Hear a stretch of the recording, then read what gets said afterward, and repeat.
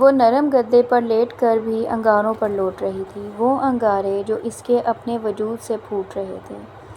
وہ تڑپ کر بیڈ سے اتری اور فرش پر جا بیٹھی۔ جسم تکلیف میں ہو تو دل کا درد کم محسوس ہوتا ہے۔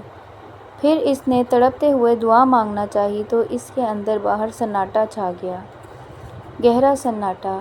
وہ کس سے دعا مانگتی؟ مذہب بدلنے کے لیے گواہ نہیں تھے، مگر مذہب تو وہ تب ہی چھوڑ گئی تھی جب وہ گھر سے نکلی تھی۔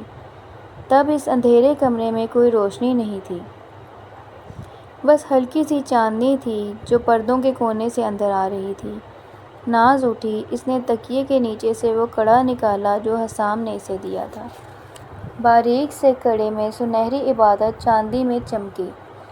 ناز اٹک اٹک کر وہ الفاظ پڑھنے لگی۔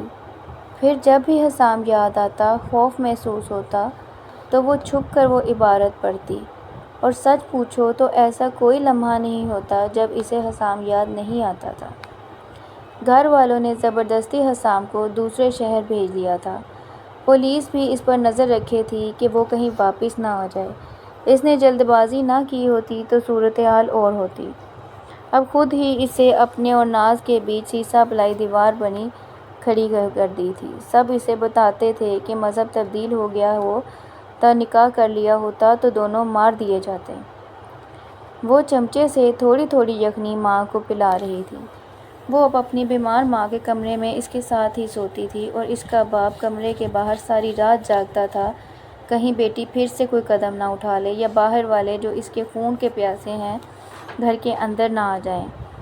وہ دونوں کے درمیان ڈھال بنا بیٹھا تھا۔ ناز کو کہیں چین نہیں تھا، وہ اپنے ہی گھر میں اپنے ہی رشتوں کے سامنے پرائی ہو گئی تھی۔ وہ جیسے وہ لڑکی رہی ہی نہیں تھی جو یہاں کبھی ہنستی مسکراتی تھی۔ وہ ہر ناز کھور سے صرف ناز ہو گئی تھی۔ وہ باپ کا سر جھکا دیکھ کر شرمندہ ہوتی اور حسام کو یاد کر کے جل بھن کر مچھلی کی طرح تڑپتی۔ اس رات اپنی ماں کو دوائی دے کر سلانے کے بعد وہ فرش پر آڑی ترچھی لیٹی رو رہی تھی۔ نظروں میں گر کر جیا نہیں جاتا، وہ سب کی نظروں میں گر گئی تھی۔ اس نے تڑپ کر ماتھا زمین سے ٹکایا اور پیر سمیٹ لیے۔ مٹی کے انسان کو مٹی کا تعلق بہت سکون آور لگتا ہے۔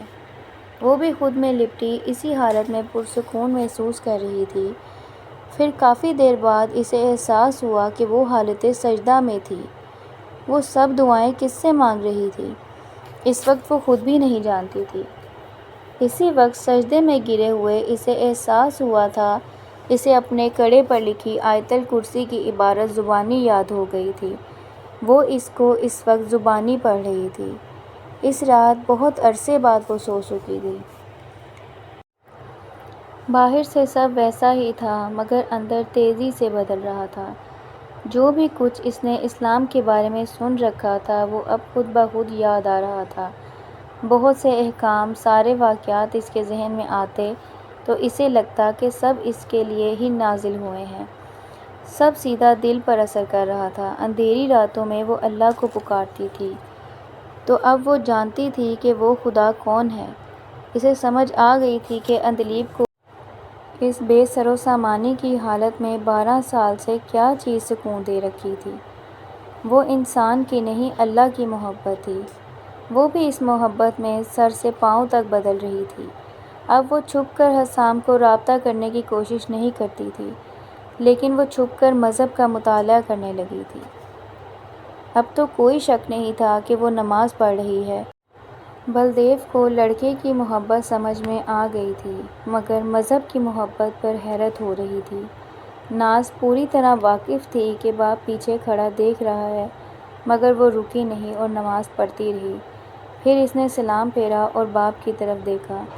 اس نے بغیر کچھ کہے سر جھکا لیا اور نیچے بچھا صاف کپڑا سمیٹنے لگی۔